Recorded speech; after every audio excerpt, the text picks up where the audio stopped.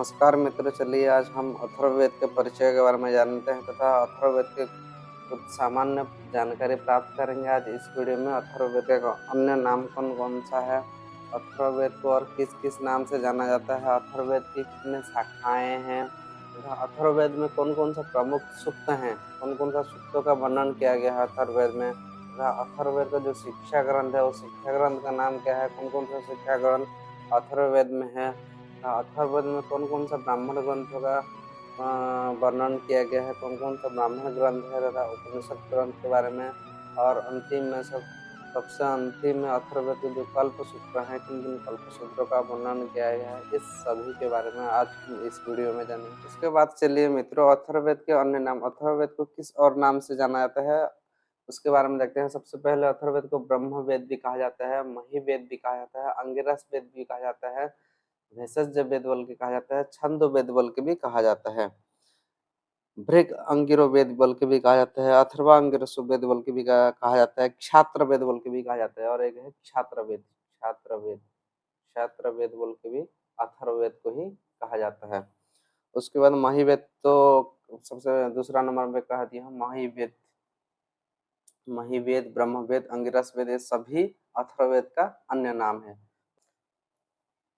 इसके बाद चलिए दोस्तों अथर्ववेद के सामान्य और थोड़ा परिचय के बारे में जान लेते हैं। अथर्ववेद का ऋत्विक, ऋत्विक के बारे में जान लेते हैं। अथर्ववेद का ऋत्विक है ब्रह्मा, ब्रह्मा ऋत्विक है।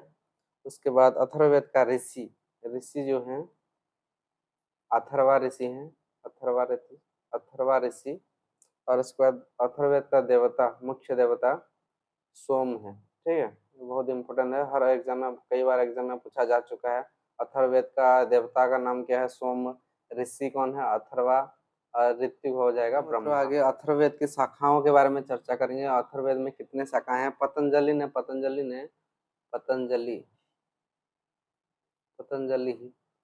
ने अथर्ववेद के बारे में महाभाष्य में, अपने महाभाष्य में कहा है, नवधा अथर्वणो वेदः, मतलब अथर्ववेद की 9 शाखाएं हैं ऐसा कहा है।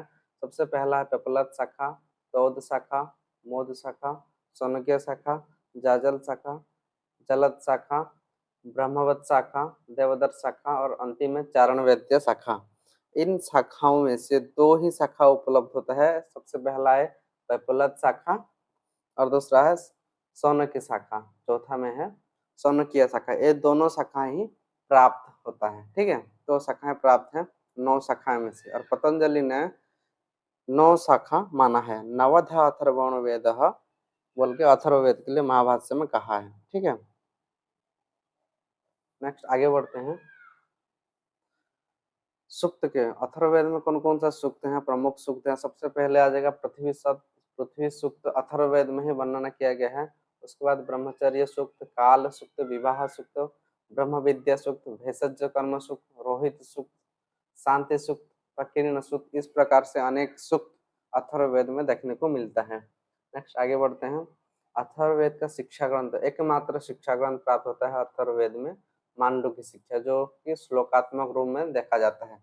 मांडुक्य शिक्षा कौन सा वेद, प्रश्न इस प्रकार भी पूछा जा सकता है एग्जाम में, मांडुक्य शिक्षा केन वेदेन संबंध अथर्ववेदेन, अथवा पूछ देगा अथर्ववेद का शिक्षा ग्रंथ कौन सा है, मांडुक्य शिक्षा। ठीक है, इसमें श्लोकात्मक वर्णन किया गया है और 179 श्लोक है। उसके बाद प्रातिशाख्य ग्रंथ, प्रातिशाख्य ग्रंथ 2 प्राप्त होते हैं अथर्ववेद का, शौनकीय चतुराध्यायी का, अथर्ववेद प्रातिशाख्य, इस प्रकार 2 प्रातिशाख्य ग्रंथ अथर्ववेद में प्राप्त होते हैं। उसके बाद आगे देख लेते हैं ब्राह्मण ग्रंथ। अथर्ववेद का ब्राह्मण ग्रंथ कौन सा है, ब्राह्मण ग्रंथ के बारे में अभी चर्चा करेंगे। सबसे पहला हो जाएगा, एक ही ब्राह्मण ग्रंथ है, गोपद ब्राह्मण बोल के, जो कि पेपलाद शाखा से संबंध रखता है। पेपलाद शाखा का अंश है गोपद ब्राह्मण। गोपद ब्राह्मण को 2 भाग में विभाग किया गया है, पूर्व भाग और एक उत्तर भाग बोल के 2 भाग में विभाग किया गया है। पूर्व भाग में 5 प्रपाठक है, 5 प्रपाठक है पूर्व भाग में, और उत्तर भाग में 6 प्रपाठक है, और कुल मिला के हो जाएगा 11 प्रपाठक हो जाएगा। ठीक है, 11 प्रपाठक हो जाएगा, पूर्व भाग और उत्तर भाग को मिला के 11 प्रपाठक हो जाएगा। और कंडिकाएं 135 पूर्व भाग में है और 123 कंडिकाएं हैं उत्तर भाग में, दोनों मिला के हो जाएगा 285, 285 हो जाएगा कुल कंडिकाएं। और अथर्ववेद का जो सबसे पहला मंत्र है, गौपद ब्राह्मण का भी पहला मंत्र है, समनो देवी रविष्ट या आपो भवन्तु पीतये समयोर रवि स्रवन्तु नः, इस प्रकार का सबसे पहला मंत्र यहाँ पे वर्णना मिलता है, देखने को मिलता है। और अथर्ववेद का कोई भी आरण्यक नहीं है, ठीक है, कोई भी आरण्यक ग्रंथ अथर्ववेद में देखने को नहीं मिलता है। उसके बाद ब्राह्मण खत्म हो गया, गौपद ब्राह्मण, उसके बाद आरण्यक तो कोई मिलता ही नहीं है। उसके बाद अथर्ववेद का जो उपनिषद है, उपनिषद ग्रंथों के बारे में चर्चा करेंगे। चलिए दोस्तों, अभी हम ब्राह्मण ग्रंथ के बाद उपनिषद ग्रंथों के बारे में चर्चा करेंगे, क्योंकि आरण्यक ग्रंथ अथर्ववेद में नहीं है। तो तीन उपनिषद प्राप्त होते हैं मुख्य रूप से, प्रश्नोपनिषद, मुंडकोपनिषद, मांडुक्योपनिषद। तीन उपनिषदों में से सबसे पहला जो उपनिषद है प्रश्नोपनिषद। प्रश्नोपनिषद जो शाखा है वो पेपलाद शाखा से संबंध रखता है, अथर्ववेद के पेपलाद शाखा में है प्रश्नोपनिषद।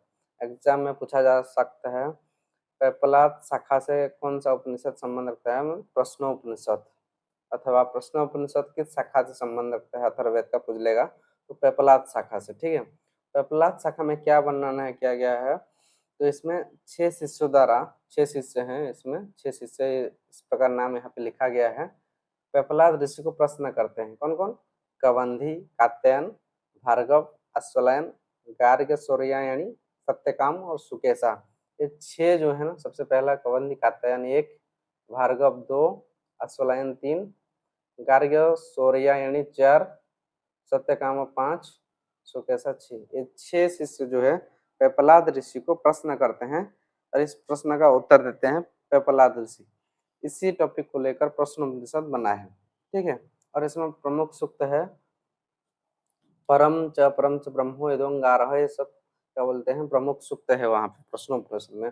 पुण्येन पुण्यलोकम नयति, प्राणे सर्वम प्रतिष्ठितम, कबंधी कात्यायन। कात्यायन जी ने कौन सा प्रश्न पूछा है, सबसे पहले देख लेते हैं कबंधी कात्यायन। ये क्या पूछते हैं, समस्त प्रजा की उत्पत्ति कैसे हुआ है सभी प्रजाओं का, इस प्रकार से कपिलाद ऋषि को प्रश्न पूछते हैं। उसके बाद भार्गव ऋषि ने क्या पूछते हैं, कितने देवता प्रजाओं को धारण करते हैं और सबसे श्रेष्ठ देवता कौन है, इस प्रकार से प्रश्न भार्गव जी पूछते हैं कपिलाद ऋषि को। उसके बाद अश्वलायन, अश्वलायन जी पूछते हैं, तीसरे नंबर पे हैं अश्वलायन ऋषि, प्राणों की उत्पत्ति कैसा हुआ, किस प्रकार से हुई, इस प्रकार अश्वलायन जी पेपलाद ऋषि को प्रश्न पूछते हैं। सौर्यायणी पूछते हैं, आत्मा की जागृत, स्वप्न और सुषुप्ति, इन 3 अवस्थाओं का आध्यात्मिक रहस्य क्या है, इस प्रकार से गार्ग्य जी पूछते हैं। उसके बाद आता है सत्यकाम, सत्यकाम 5वां नंबर में। सत्यकाम जी क्या पूछते हैं, ओम की उपासना का रहस्य, ओम का जो रहस्य क्या है, उसका उपासना किस प्रकार से किया जा सकता है, इस प्रकार का प्रश्न पूछते हैं सत्यकाम पेपलाद ऋषि से, ठीक है। अंतिम में सुकेशा ऋषि, 6 ऋषि हैं, अंतिम में 6वां है सुकेशा ऋषि। षोडश कला संपूर्ण पुरुष का स्वरूप क्या है, मैंने षोडश कला के बारे में पूछते हैं और संपूर्ण पुरुष का जो स्वरूप क्या है, इस प्रकार से सुकेशा ऋषि पूछते हैं। इस प्रकार से प्रश्नोपनिषद 6 ऋषि ने पेपलाद ऋषि को प्रश्न इस प्रकार से प्रश्न पूछ के बना है, ठीक है, प्रश्नोपनिषद। चलिए दोस्तों, इसके बाद दूसरा उपनिषद मुंडकोपनिषद के बारे में चर्चा करते हैं। मुंडकोपनिषद जो है सन्यासियों के लिए बनाया गया है, सन्यासियों के लिए विरचित किया गया है और जो कि शौनक शाखा से संबंधित है। सबसे पहला वाला था प्रश्नोपनिषद जो कि पेपलाद शाखा से संबंधित था। उसके बाद शौनक शाखा से संबंधित है मुंडकोपनिषद। इसमें कुल 3 मुंडक है और प्रत्येक मुंडक में 2-2 खंड है, तो 6 खंड हो जाएगा, ठीक है। उसके बाद इसमें कौन कौन सा विषय है बोलने, ब्रह्मा ने ज्येष्ठ पुत्र, ब्रह्मा का जो ज्येष्ठ पुत्र अथर्वा को ब्रह्म विद्या का उपनिषद के बारे में इस मुंडकोपनिषद में वर्णना किया गया है। इसमें परा और अपरा विद्या का, परा विद्या अपरा विद्या का भी विवेचन किया गया है। वेदांत शब्द का सर्वप्रथम प्रयोग किस उपनिषद में है, ऐसा बहुत बार एग्जाम में पूछा जा चुका है। वेदांत शब्द का सर्वप्रथम प्रयोग मुंडकोपनिषद में किया गया है। किस उपनिषद में, मुंडकोपनिषद में किया गया है। और इसमें द्वा सुपर्ण संयोज सुखाय मंत्र भी है। विद्यते हृदय गंति छिद्यन्ते सर्व संशयः, इस प्रकार से सूक्त भी देखने को मिलता है। सत्यमेव जयते, सबसे इम्पोर्टेंट है सत्यमेव जयते जो महावाक्य है, इस वाक्य किस उपनिषद में आता है बोलने से मुंडकोपनिषद में हो जाएगा आंसर। ब्रह्मविद ब्रह्मेव भवति, अयम आत्मा ब्रह्म, ये फेमस सूक्त है। कौन सा, मुंडको, अथर्ववेद का मुंडकोपनिषद में है अयम आत्मा ब्रह्म।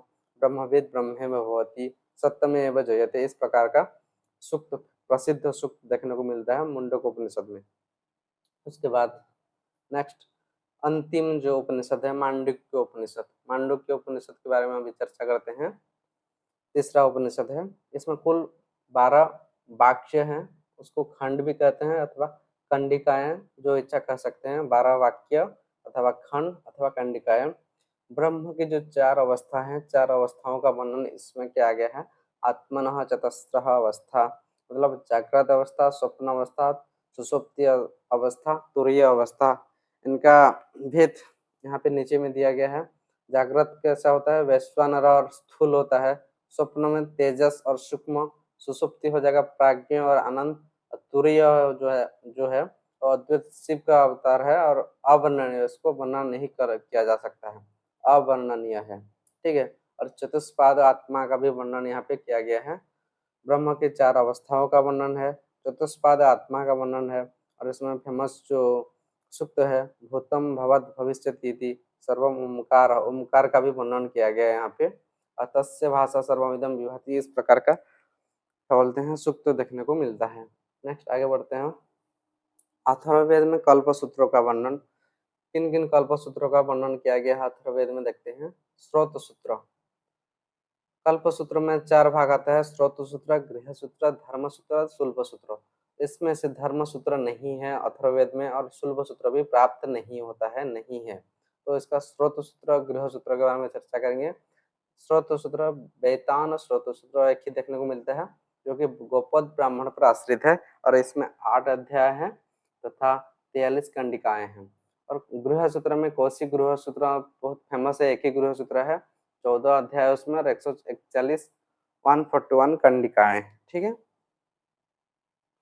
अथर्ववेद का सामान्य परिचय के बारे में इस वीडियो में बताया गया है। वीडियो को पूरा देखने के लिए आप सभी को धन्यवाद। नमस्कार।